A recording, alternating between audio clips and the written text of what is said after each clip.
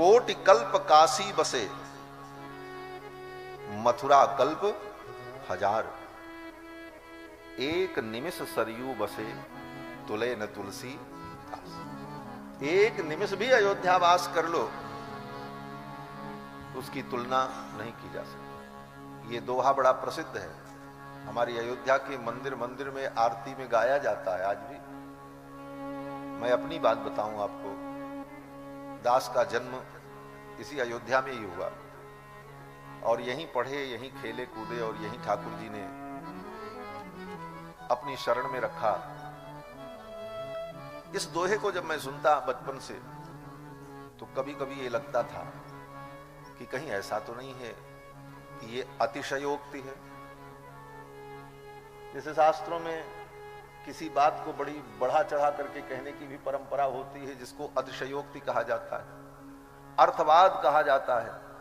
तो कभी कभी लगता था कि हो सकता है इस दोहे में जो गोस्वामी जी ने कहा अयोध्या की महिमा को सबसे ज्यादा बताने के लिए ऐसा कह दिया होगा। कोटि कल्प काशी बसे, मथुरा कल्प हजार। एक निमिष सरयू बसे, तुले न तुलसीदास।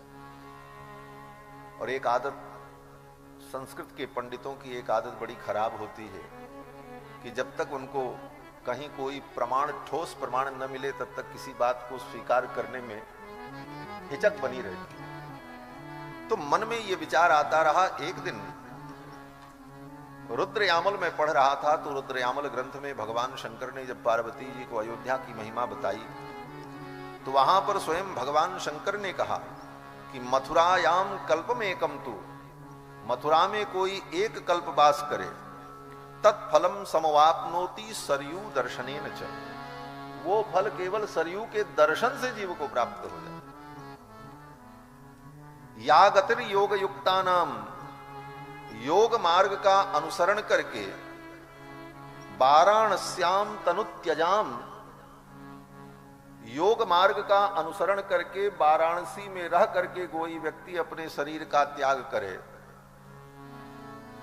तो वो जो गति प्राप्त होती है उसे सा गति स्नान मात्रेण सरज्वाम हरिवासरे, एकादशी के दिन सरयू में स्नान कर ले तो वही फल प्राप्त हो। ये भगवान शंकर ने कहा। ये प्रमाण जब मिले तब मन को बड़ा संतोष हुआ। क्या महिमा है अयोध्या की। कोटि कल्प काशी बसे, मथुरा कल्प हजार। एक निमिष सरयू बसे, तुले न तुलसी